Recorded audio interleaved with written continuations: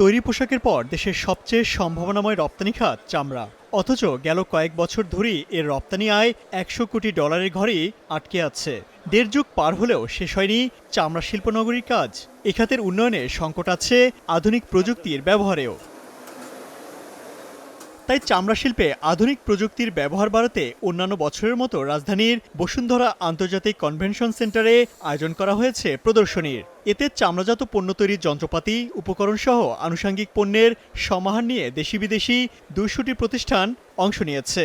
বাংলাদেশে সবাই এখন আগের সেই সিস্টেমে বা আগের সেই চিন্তাধারায় নাই। মানে তাদের এখন সময় অনেক ফাস্ট, অল্প সময়ে বেশি প্রোডাকশন দরকার হয়।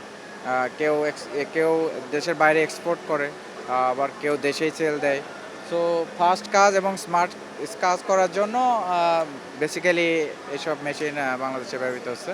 আর অনেকেই ছোট ছোট করে বা বড় অনেকেই মানে বাংলাদেশে এই প্রজেক্ট আছে।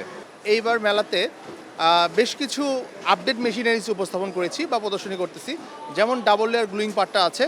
এখানে আসলে অল্প পরিসরে যারা আসলে ফ্যাক্টরি করতে চায় তাদের জন্য আমরা ছোট আকারের মেশিন দিয়ে কিভাবে বেশি প্রোডাক্টিভিটি করা যায় সেই জিনিসটা শো করতেছি।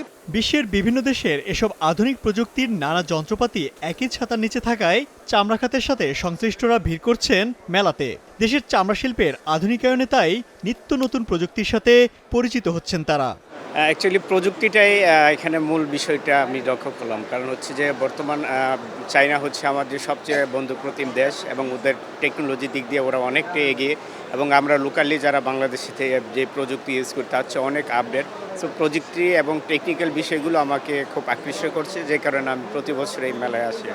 আমাদের এক্সপোর্ট মার্কেটটা কিন্তু বেসিক্যালি অরিজিনাল লেদারগুলো যেগুলো হয়, সিনথেটিক লেদার, অরিজিনাল লেদারগুলো এক্সপোর্ট হয়।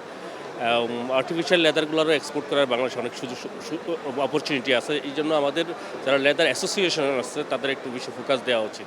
আমরা আসলে জানতে পারি যে পৃথিবীতে কোন ধরনের টেকনোলজি আসছে, এবং আমরা যারা কাজ করি এই বিষয়গুলো নিয়ে তারা এই টেকনোলজিগুলোর সাথে আমরা আসলে মানে যুক্ত হতে পারি। তো এটা বলতে পারেন এক ধরনের সেতুর মতো। আমরা জাস্ট এক পার থেকে আর এক পার বা একটা জিনিসের সাথে আর একটা জিনিসের জাস্ট মেলবন্ধনটা হয় আর কি। বৃহস্পতিবার দুপুরে চামড়া শিল্প প্রদর্শনীর ১১তম এই আসরের উদ্বোধন করেন বিনিয়োগ উন্নয়ন কর্তৃপক্ষ বিডার নির্বাহী চেয়ারম্যান। এ সময় তিনি চামড়া শিল্পের সর্বোচ্চ গুরুত্ব দেওয়ার কথা বলেন। আমরা আর কতদিন খালি কাপড় সেলাই করতে থাকবো, কিন্তু আমরা কোনোভাবেই জুতাটা আমাদের ঠিকভাবে ফিট ইন করতে পারছি না। এটা ইটস ভেরি আনফর্চুনেট। স্বাধীনতার ৫৪ বছর পরেও আমরা এখনো একটা প্রোডাক্ট বিক্রি করে আমাদের ইকোনমি চালিয়ে যাচ্ছি, এবং আমরা সবাই জানি যে এর পরে কোন প্রোডাক্টটা হওয়া উচিত, কিন্তু কোনোভাবেই আমরা সেটা ক্র্যাক করতে পারছি না।